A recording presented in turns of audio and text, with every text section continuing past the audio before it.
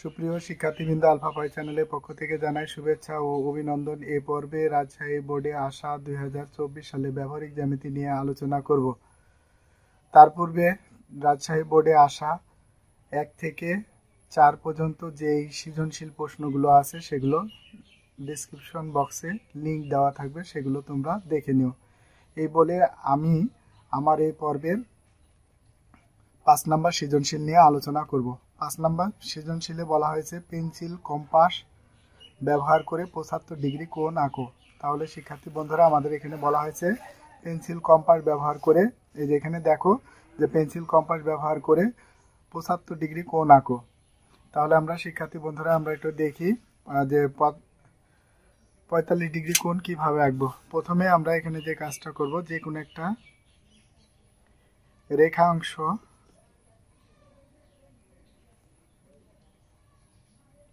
রশ্মি নিব। তারপরে এখন আমরা একটা লম্ব আঁকবো। তো লম্বটা কিভাবে আঁকবো দেখো, এই এমনি যে কোনো ব্যাসার্ধ নিয়ে একটা বৃত্তচাপ আঁকতে হবে প্রথমে। তাহলে আমরা এটা এই একটা বৃত্তচাপ, ওই একই ব্যাসার্ধ নিয়ে আরো দুটি বৃত্তচাপ আঁকি। আর এই তারপরে আবার আরো একটি, এই এবার উপরে দুইটি বৃত্তচাপ আঁকবো। বৃত্তচাপটা যেন পরস্পরকে ছেদ করে। এই এবার আমরা শিক্ষার্থী বন্ধুরা আমরা এখন একটা যোগ টেনে দেব। তো যোগ যদি টানি আমরা এখানে দেখি এই বিন্দু আর এই বিন্দু ফিক্সড করে নিয়ে আমরা এটা টানবো। এখন শিক্ষার্থী বন্ধুরা আমরা যদি দেখি, তোমরা এখান থেকে দেখো, এখান থেকে এই দাগটা হলো 60 ডিগ্রি আর এখান থেকে এই দাগটা হলো 60 ডিগ্রি, তো টোটাল হলো 120। তো 120 থেকে যদি আমরা এই দুই দাগের মাঝে থেকে যদি আমরা অর্ধেক করি তাহলে এখানে হবে 30 আর এখানে হবে 60, 60 আর 30 হবে 90। তাহলে দেখি আমরা 90 আছে কিনা। আমরা এখানে একটু দেখি 90 ডিগ্রি হয় কিনা।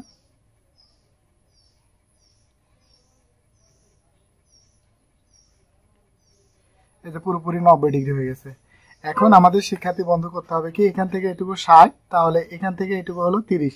তো 30-এর অর্ধেক যদি করি, তো অর্ধেকটা করব কিভাবে আমরা একটু দেখি। এই যে এখান থেকে এই সমান ব্যাসার্ধ নিয়ে আমরা এ পাশে একটা বৃত্তচাপ, তারপরে এ পাশে একটি বৃত্তচাপ। এবার আমরা যোগ টানে দেব। তো যদি যোগ টানি তাহলে আমরা একটু দেখি এই আর এই,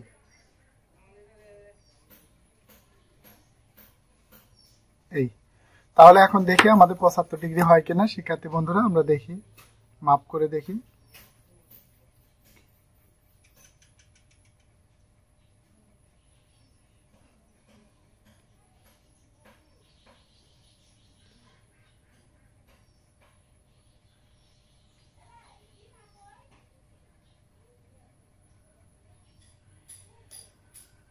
তাহলে আমরা 0,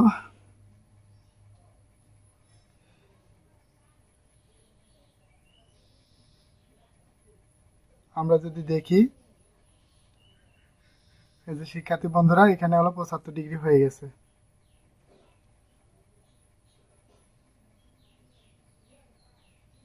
এই যে 70 আর 5 75, তাহলে আমরা এখানে লিখে দেব কি 75 ডিগ্রি।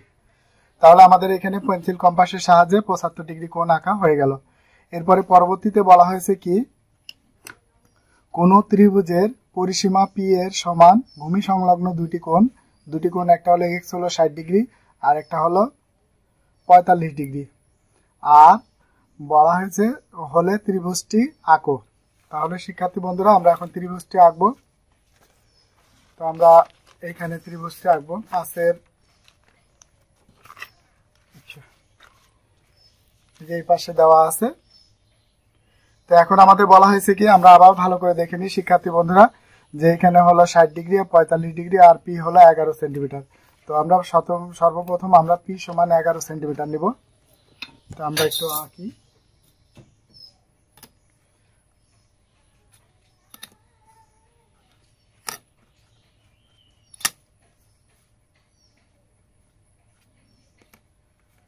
11 সেন্টিমিটার।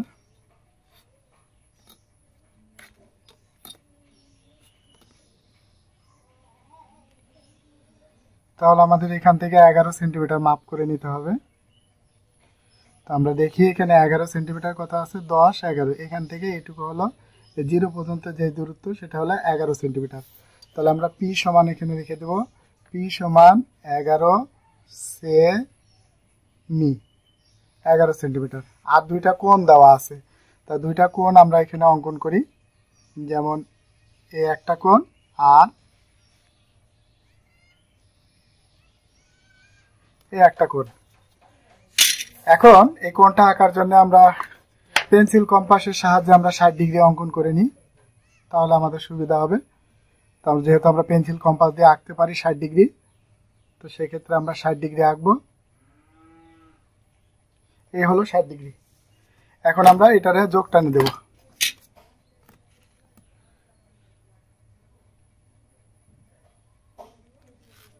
এই তাহলে এখানে হলো এক্স কোণ হলো কত ডিগ্রি, 60 ডিগ্রি। এবার ওয়াই কোণ অঙ্কন করব, ওয়াই কোণ হলো 45 ডিগ্রি। তো ওয়াই কোণটা আমরা চাঁদার সাহায্যে আঁকতে হবে, কম্পাসের সাহায্যে আঁকতে পারবো, আমরা চাঁদার সাহায্যে আঁকলে সুবিধা হবে।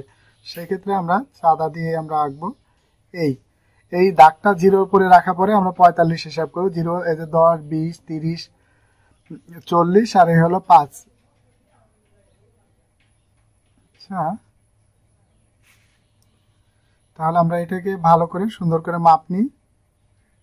এই তাহলে এখন 45 হচ্ছে কোন জায়গায়, এই জায়গায়, এই যে 40 আর 5 45। এই তো এখন বিন্দু দেওয়া পরে এই বিন্দু বরাবর আমরা এই চাঁদাটাকে ধরে কিছু অংশ নিলে হবে। তাহলে এই কোণটা হবে, এই কোণটা যদি আমরা আঁকি তাহলে এই কোণটা হলো 45 ডিগ্রি, ওয়াই কোণ। তো আমরা সর্বপ্রথম যে কোনো একটা রশ্মি নিব, এখানে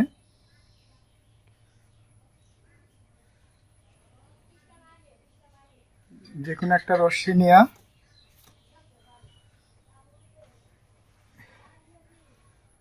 এরপরে আমরা এখন এখানে যে কাজটা করব, কাজটা হলো এই যে 11 সেন্টিমিটারের সমান করে কেটে নেব। এই 11 এখানে হলো পি এর সমান করে কেটে নেওয়া হয়েছে। তারপরে এখন আমরা যে কাজটা করব, এক্স কোণ, এই চাপটির মাপ করে আমরা এখানে একটা চাপ অঙ্কন করব।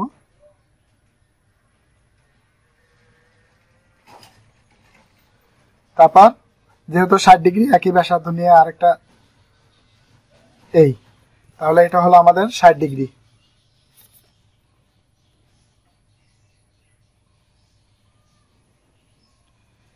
এরপরে আমরা ওয়াই কোণের সমান করে কাটবো।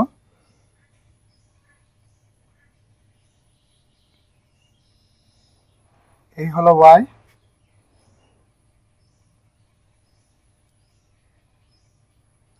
তারপরে ওয়াই কোণের মাঝ বরাবর মাপ নিব। এই যে এই ওয়াই কোণ, প্রথমে আমরা এই চাপের সমান করে এখানে একটা চাপ কাটবো, তারপরে এই চাপটির মাঝ বরাবর মাপ নিয়ে আমরা এখানে একটা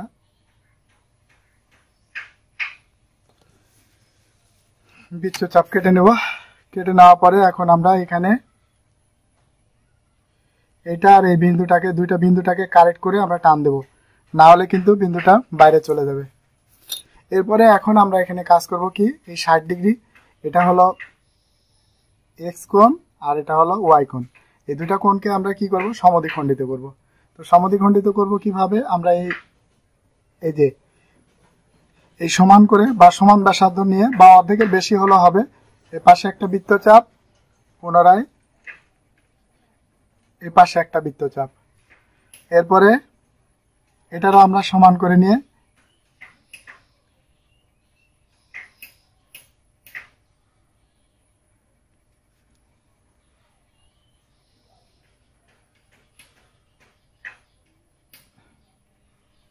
আচ্ছা, তাহলে আমরা এটাকে সমান করে নিয়ে আমরা কি করব, এ পাশে একটা বৃত্তচাপ, আবার পুনরায় এ পাশে একটা বৃত্তচাপ, অর্থাৎ জোড়া লাগাতে হবে। তাহলে এখন আমরা এখানে যেটা করব, যে আমরা এই বিন্দুটাকে কারেক্ট করে নিয়ে আমরা নেওয়ার সময় আমরা কিভাবে নিব, এই বিন্দুটাকে পেন্সিল ইয়াটা রাখা কলমটা বা পেন্সিলটা রাখা এভাবে আমরা টান দিয়ে দেব। শিক্ষার্থী বন্ধুরা, এগুলো অঙ্কন করার সময় অবশ্যই পেন্সিল দিয়ে অঙ্কন করতে হবে, কিন্তু আমরা যেহেতু এই ভিডিওতে স্পষ্ট পেন্সিল বোঝা যাবে না, এজন্য আমরা কলম দিয়ে আঁকতেছি। তো তোমরা ওইটা ইয়ে করে নিও। আচ্ছা, এরপরে এখন আমরা এটারে এইভাবে টান দিয়ে দেব। এরপর এখন আমরা কাজটা করব কি, যেহেতু আমাদের এখানে দেখো শিক্ষার্থী বন্ধুরা, এই কোণটা কিন্তু সমদ্বিখণ্ডক হয়ে গেছে, এই যে সমান দুই ভাগে ভাগ হয়ে গেছে। এখন যে কোনো এক ভাগ নিয়ে আমরা প্রথমে কাজটা করব কি, এই বৃত্তচাপের সমান করে নিয়ে আমরা এখানে একটা বৃত্তচাপ আঁকবো। এবার এই বৃত্তচাপটির মাঝ বরাবর, অর্থাৎ এই যে এইখান থেকে এইটুকু, যেহেতু অর্ধেক আঁকবো তাহলে অর্ধেকটা আমরা এখানে কেটে নিই।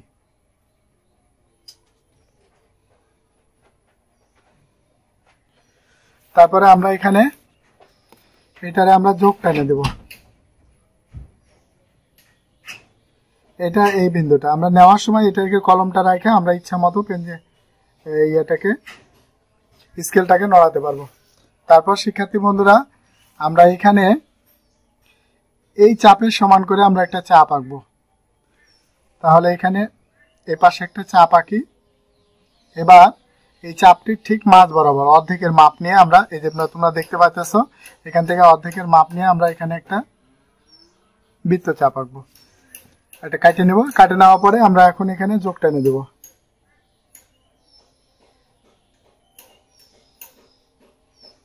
এই যোগ। এখন আমরা দেখি শিক্ষার্থী বন্ধুরা যে এটা সমান হলো কিনা।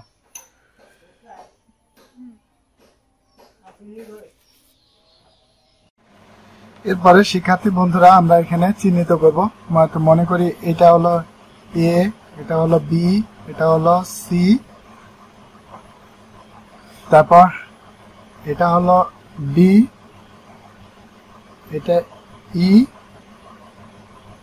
এবার এটা হলো এম, এটা হলো এল, এটা হলো জি, এটা এইচ। এরপরে শিক্ষার্থী বন্ধু আমরা এখানে যে কাজটা করব, এটাকে আমরা এফ দিয়ে দিই। তো এখন আমাদের অঙ্কন করা হয়ে গেছে। তো অঙ্কনের বিবরণটা আমরা প্রথমে একটু বলে দিই। অঙ্কনের বিবরণটা যে কোনো রশ্মি ডি এফ থেকে ডিই সমান পি কেটে নিই। এখানে লেখাই আছে যে কোনো রশ্মি ডি এফ থেকে ডিই সমান পি অংশ কেটে নিই। পি অংশটা আমরা কেটে নেওয়া হয়েছে। এরপর ডি ও ই বিন্দুতে কোন কোণের সমান করে, এক্স আর ওয়াই কোণের সমান করে। দেখো এই যে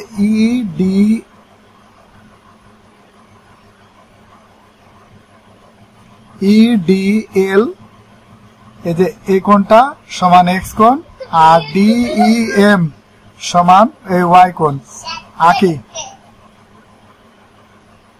আঁকি। তারপরে এখন আমরা কি করব, উক্ত কোণ দুটা কোণটা এক্স আর ওয়াই, এই দুটি কোণকে সমদ্বিখণ্ডক, আমরা কি আঁকবো, ডিজি আর ইএইচ আঁকি। এরপর যা পরস্পর এ বিন্দুতে ছেদ করে। এবার আমরা কাজটা করব কি, এখানে হলো এ বিন্দুতে কোন কোণের সমান করে, এই যে এখানে এই অর্ধেক কোণের সমান করে। তাহলে আমরা কোনটা লিখতে পারি, যে আমাদের এখানে লেখাই আছে EDA এই কোণের, অর্থাৎ এই ডি কোণের, অর্থাৎ এখানে লেখা আছে কি EDA, অর্থাৎ এই কোণটা সমান করে আমরা DAB আঁকি, যে DAB আঁকি। তারপরে এবং আমরা এখানে লিখতে পারি DEH এর সমান করে, আচ্ছা DEA এর সমান করে EAC, অর্থাৎ EAC, অর্থাৎ এই কোণের সমান করে এই কোণটা কাটবো, আর এই কোণটুকু সমান করে এই কোণটুকু আমরা আঁকবো। আঁকা পরে এখন এই হলো AB আর AC, DE কে B ও C বিন্দুতে ছেদ করে। তাহলে ABC উদ্দৃষ্ট, এই যে এ বি সি এই হলো উদ্দৃষ্ট ত্রিভুজ। এরপরে শিক্ষার্থী বন্ধু আমরা পরের প্রশ্নে চলে যাই। তো পরের প্রশ্নটা এখানে বলা হয়েছে কি যে কোনো বর্গের পরিসীমা পি এর সমান হলে বর্গটি অঙ্কন করে অন্তবৃত্ত আঁকো এবং অঙ্কনের চিহ্ন ও বিবরণ আবশ্যক। তাহলে আমরা এখানে গ নাম্বার সমস্যার সমাধানটি করি। তো গ নাম্বার এখানে প্রথমে আমাদের একটা কাজ সমান করে অর্থাৎ পি নিয়ে নিই 11 সেন্টিমিটার। তার আগে একটু আলোচনা করে নিই শিক্ষার্থী বন্ধুরা, যদি একটা বর্গ আমরা যদি এখানে লিখি যে বর্গের পরিসীমাটা কি, তো আমরা শিক্ষার্থী বন্ধুরা আমরা যেটা জানি যে বর্গের, মনে করো একটা বর্গ, তো বর্গ হতে হলে 4টা বাহু সমান হতে হবে আর প্রত্যেকটা কোণ 90 ডিগ্রি হবে। তো এখন যদি আমরা এটা 4 ধরি তাহলে এটা 4, এটা 4, এটা 4, অর্থাৎ চারপাশের যোগফলটাই হলো পরিসীমা। তাহলে এই বর্গের পরিসীমা কত হবে? 4 যোগ 4 যোগ 4 যোগ 4, তাহলে কত হলো? 16। আবার যদি এটাকে যদি এ ধরি, যদি আমরা এ ধরি, এটা এ, এটা এ, এটা এ, এটা এ, তাহলে আমাদের কি হবে? এই 4টা বাহুর দৈর্ঘ্য যোগফল এ প্লাস এ প্লাস এ প্লাস এ, তাহলে কি হলো? 4a, অর্থাৎ 4 ইন্টু বর্গের এক বাহুর দৈর্ঘ্য, এটাই হলো পরিসীমা। তো শিক্ষার্থী বন্ধুরা আমরা এখন যেটা অঙ্কন করব যে একটা বর্গের পরিসীমা সমান করে একটি বর্গটি আঁকো এবং অন্তবৃত্ত। তাহলে অন্তবৃত্ত বলতে কি বোঝা যায়? যে বৃত্তটি এই বর্গটাকে, বর্গের 4টা বাহুকে স্পর্শ করবে, এই বৃত্তটাকে বলা হবে অন্তবৃত্ত। যদি না করে তাহলে কিন্তু এটা অন্তবৃত্ত হবে না। তাহলে আমরা শিক্ষার্থী বন্ধুরা যেটা কাজ করব, এই একটা বর্গের বাহুটাকে আমরা 4টা ভাগে ভাগ করব, সমান 4 ভাগে 1 ভাগ নেব। তাহলে বর্গের একটা বাহু, যেহেতু পরিসীমা দেওয়া আছে, পরিসীমা বর্গের এক বাহু দৈর্ঘ্য কি হবে? এই পরিসীমার 4 ভাগের 1 ভাগ, তাহলে কত হলো? এ। এটা হলো বর্গের পরিসীমা, এই বর্গের একটি বাহুর দৈর্ঘ্য। পরিসীমাকে 4 দ্বারা ভাগ করলে যা থাকবে সেটা হলো বর্গের একটি বাহুর দৈর্ঘ্য। তো এখন আমরা যে কাজটা করব, দেখো এই পাশে আমরা একটা 11 সেন্টিমিটার আমরা স্কেল দিয়ে নিয়ে নিই।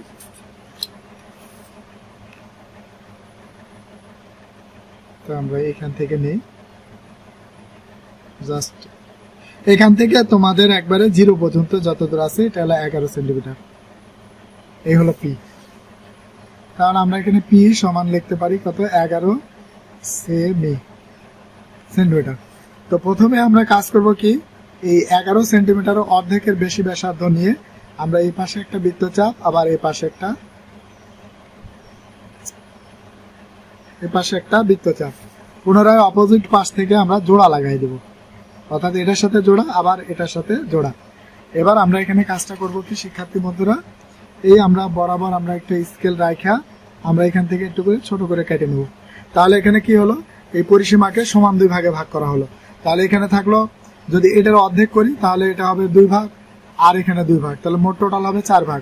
তা আমরা এইটাকে, অর্থাৎ সমান অর্ধেকের চেয়ে বেশি ব্যাসার্ধ নিলেও হবে, এ পাশে একটা আবার এ পাশে একটা, কেমন? তারপর অপর পাশ থেকে আমরা জোড়া লাগাবো, এই আর এই। তাহলে আমাদের এখানে যেটা হবে যে এই 2 বিন্দু আর এই বিন্দুটাকে মিল করে নিয়ে আমরা এখানে কেটে নেব। তাহলে এটা হবে p/4।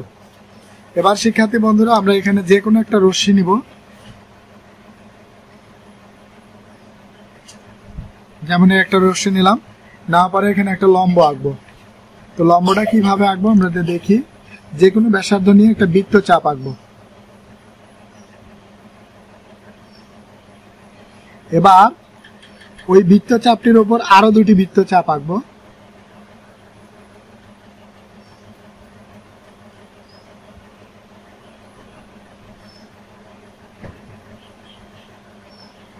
এই এরপরে আমরা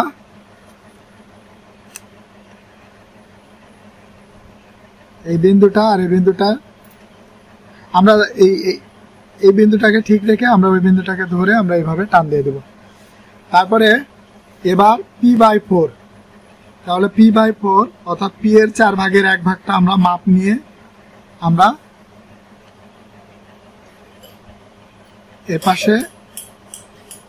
এপাশে এবার ওই একই ব্যাসার্ধ নিয়ে এর অভ্যন্তরে আরো দুটি বৃত্তচাপ আঁকি। এর পাশে একটা, আবার এই পাশে একটা। এবার শিক্ষার্থী বন্ধুরা আমরা এখানে যে কাজটা করব,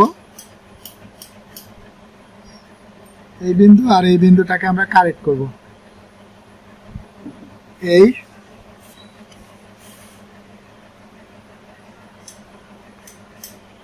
তারপরে এই বিন্দুটা যদি কারেক্ট হয় তাহলে আমরা এখান থেকে টানানোর যোগ টেনে দেবো।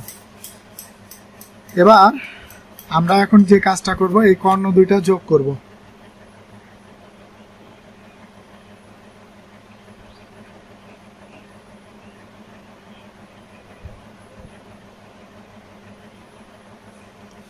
এই এরপরে আমরা এখান থেকে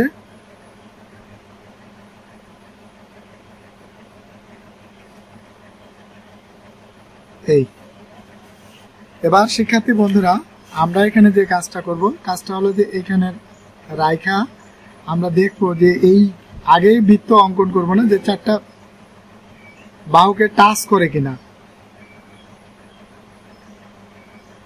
আমার নড়ে যেতেছে, কিন্তু দেখি আমরা এই বাহু প্লাস এই বাহু প্লাস এই বাহু আর অপোজিট বাহু স্পর্শ করছে, তার মানে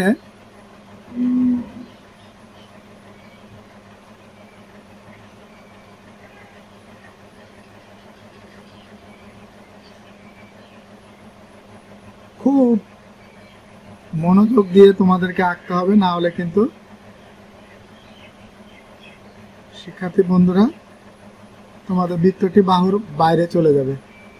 এই এখন আমরা এখানে যে কাজটা করব, একটা লম্ব আঁকবো। তো লম্বটা আমরা অঙ্কন করি, যে কোনো ব্যাসার্ধ নিয়ে আমরা এই পাশে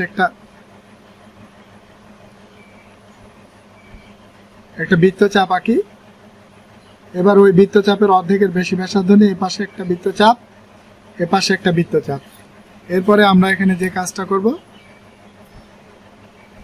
সেটা হলো যে এই বরাবর আমরা যোগ টেনে দেব। তাহলে আমাদের এই অন্তবৃত্ত অঙ্কন করা হয়ে যাবে। তো আমাদের অন্তবৃত্ত অঙ্কন করার জন্য আমাদের এখানে যেটা লিখব,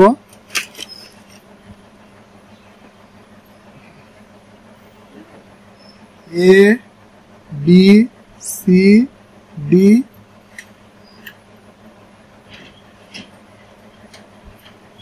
এটা হলো ই আর এটা হলো এফ। তাহলে শিক্ষার্থী বন্ধুরা আমরা এবার অঙ্কনের বিবরণ, যেহেতু চিহ্নগুলো দেওয়া হয়ে গেছে, চিহ্নিত করা হয়ে গেছে, এখন অঙ্কনের বিবরণ। তাহলে আমরা এখানে আগে থেকে লিখে রাখছি। আমরা একটু দেখি যে কোনো রশ্মি এ ই থেকে এ বি সমান পি বাই 4, তার মানে এখানে p/4 অংশ কেটে নিই। এবার এ বিন্দুতে এ এফ লম্ব এ ই এর উপর আঁকি। এরপরে এ থেকে এডি সমান p/4, এই যে p/4 অংশ কেটে নিই। এবার বি ও ডি কে কেন্দ্র করে এই p/4 এর সমান ব্যাসার্ধ নিয়ে দুইটি বৃত্তচাপ আঁকি। বৃত্তচাপ দ্বয় পরস্পর কোন বিন্দুতে? এই যে সি বিন্দুতে ছেদ করে, এই যে দেখতে পাচ্ছ সি বিন্দুতে ছেদ করে। এবার এই হলো সি কমা বি আর ডি কমা সি যোগ করি, তাহলে এ বি সি ডি অঙ্কিত হলো, বর্গ অঙ্কিত হলো। এবার এই হলো এসি আর বিডি, যদি যোগ করি তাহলে দুইটি কর্ণ যোগ করি, বর্গের কর্ণদ্বয় পরস্পর এই যে ও বিন্দুতে ছেদ করে, কেমন? এবার এবং কেন্দ্র ও হতে এ বি এর উপর এই যে ও, এখানে জি দিয়ে দিই, ও জি লম্ব, এই যে ও জি লম্ব আঁকি এবং ও জি এর সমান ব্যাসার্ধ নিয়ে একটি বৃত্ত, এই যে একটি বৃত্ত অঙ্কন করি। তাহলে ও জি এর সমান ব্যাসার্ধ নিয়ে একটি বৃত্ত আঁকি। এবার শিক্ষার্থী বন্ধু এই বৃত্তটি বর্গের চারটি বাহুকে স্পর্শ করে, তো দেখো চারটি বাহুকে কিন্তু স্পর্শ করছে। এই বৃত্তটি নির্ণয় অন্তবৃত্ত। তাহলে শিক্ষার্থী বন্ধুরা তোমরা যারা নির্বাচনী পরীক্ষার জন্য প্রস্তুতি নিচ্ছ, নবম এবং দশম শ্রেণীর শিক্ষার্থীরা, তোমরা কোন ধরনের ভিডিও চাও যদি কমেন্ট বক্সে লিখো, তাহলে আমি অবশ্যই রিপ্লাই করব এবং সেই ভিডিওটা দেওয়ার জন্য আমি প্রস্তুতি গ্রহণ করব। তো আশা করি তোমরা কমেন্ট বক্সে তোমরা কিছু লিখে যাও। আর আমার চ্যানেলটা যদি ভালো লাগে তো তোমরা অবশ্যই লাইক এবং সাবস্ক্রাইব করবে, বন্ধুদের মধ্যে ছড়াই দিবে। এই বলে তোমাদের সুস্বাস্থ্য কামনা করে আল্লাহ তোমাদের মনস্কামনা পূর্ণ করুন এই বলে আমি বিদায় নিচ্ছি। আল্লাহ হাফেজ।